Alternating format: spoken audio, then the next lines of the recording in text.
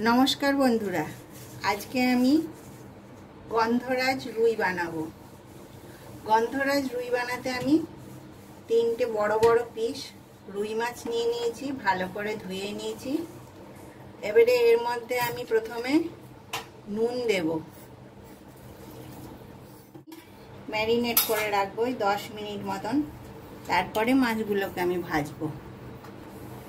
एबारे देब गोलमरिच गुड़ो, तारपरे गंधराज लेबुर जे ओपरेर सबुज अंशटा आछे एइटा आमी किछुटा नेब, এই মাছের মধ্যে দেব। সাদা যেন বেরিয়ে যায় না, এটা আপনারা লক্ষ্য রাখবেন। শুধু সবুজ অংশটা নিতে হবে, সাদাটা যদি বেরিয়ে যায় তাহলে কিন্তু তেতো হয়ে যাবে। তবে এতেই খুব সুন্দর সেন্ট আসছে। আমার ভালো করে এটা ম্যারিনেট করা হয়ে গেছে, এটা আমি 10 মিনিটের জন্য রেখে। এর মধ্যে আমি এক পিস গন্ধরাজ চিটে দিচ্ছি, তাহলে সেন্টটা খুব সুন্দর আসবে। কড়াইটা চাপিয়ে নিয়েছি, কড়াই গরম হয়ে গেছে। আমি এই রান্নাটা সর্ষের তেলে করছি, আপনারা চাইলে সাদা তেলেও করতে পারেন। মাছটা নিয়ে এবারে ভেজে নেব।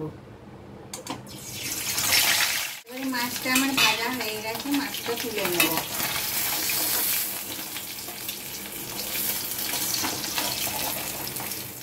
আমার মাছগুলো সব ভাজা হয়ে গেছে। ওই তেলের ওপর খুব সামান্য তেল দিয়ে দিলাম, একটা শুকনো লঙ্কা ফোড়ন দিয়ে দিলাম, তেজপাতা কেটে দিয়ে দিলাম, কটা গোলমরিচ আর একটু ছোট এলাচ। এর মধ্যে আমি এবারে পেঁয়াজ বাটা দেব। এবারে এর মধ্যে আমি আদা আর রসুন বাটাটা দিয়ে দেব। এখানে আদাটা বেশি আছে, রসুনটা কম আছে। এখানে আমি টক দই নিয়ে নিয়েছি 2 চামচ, আর এখানে টক দই নিয়েছি 2 চামচ, গোলমরিচের গুঁড়ো নিয়েছি আর অল্প কাশ্মীরি লঙ্কা নিয়েছি। এবারে এই পেঁয়াজ আর আদা রসুনের বাটি ধোয়া জলটা আমি আগে দিয়ে দিলাম। হবে এখন আমি দইটা দিয়ে দেব।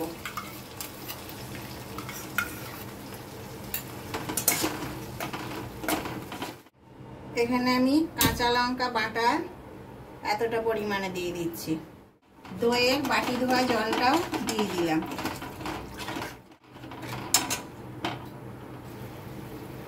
পরিমাণ মতন নুন দিয়ে দিলাম। এবারে আমার এটা কষানো হয়ে গেছে। এর মধ্যে সামান্য জল দেব।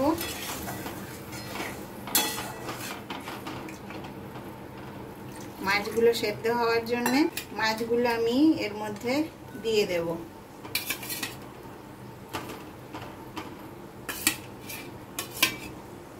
এই রান্নাটা করতে বেশি টাইম লাগে না, কিন্তু এটা জোগাড় করতেই সব কিছু একটু ঝামেলা হয়।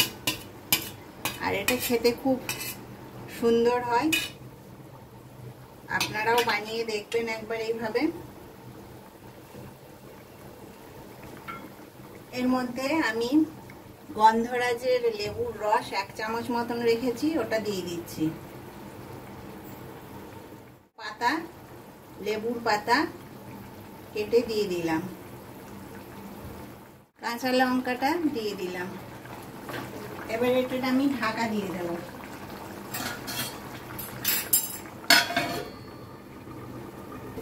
এবারে একবার ঢাকনাটা খুলে মাছটা আমি উল্টে দেব আস্তে আস্তে।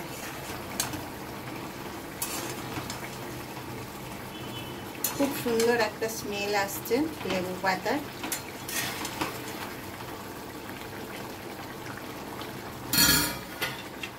এই সময় আমি কাজু আর চালমগজ বাটা সেটাও দিয়ে দেব। এটা গ্রেভিটাকে গাঢ় করবে।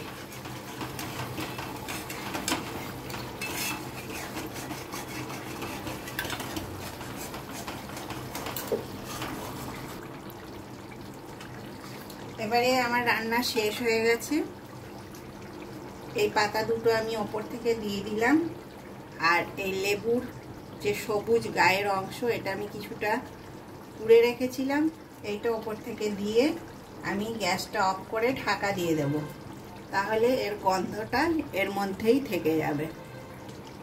তাহলে আপনাদের কেমন লাগলো অবশ্যই আমাকে কমেন্টে জানাবেন। আপনারাও এইভাবে একবার বানিয়ে দেখবেন আমার মতন করে।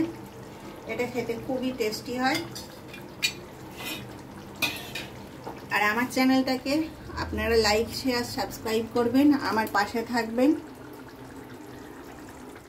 সময় নিয়ে আমার ভিডিওটাকে দেখেন তাদেরকে অসংখ্য ধন্যবাদ। আমার চ্যানেলটা যারা এখনো সাবস্ক্রাইব করেননি তারা অবশ্যই সাবস্ক্রাইব করবেন নতুন নতুন ভিডিও পাওয়ার জন্যে। তাহলে আজ এই পর্যন্ত, নমস্কার। নামিয়ে নিয়েছি। এবারে দুটো লেবুর স্লাইস করে নিয়েছি, গন্ধরাজ লেবু। এই দুটোও আমি এর মধ্যে গরমে গরমে রাখবো আর ঢাকাটা দিয়ে দেবো, তাহলে এতে খুব সুন্দর সেন্টটা আসবে।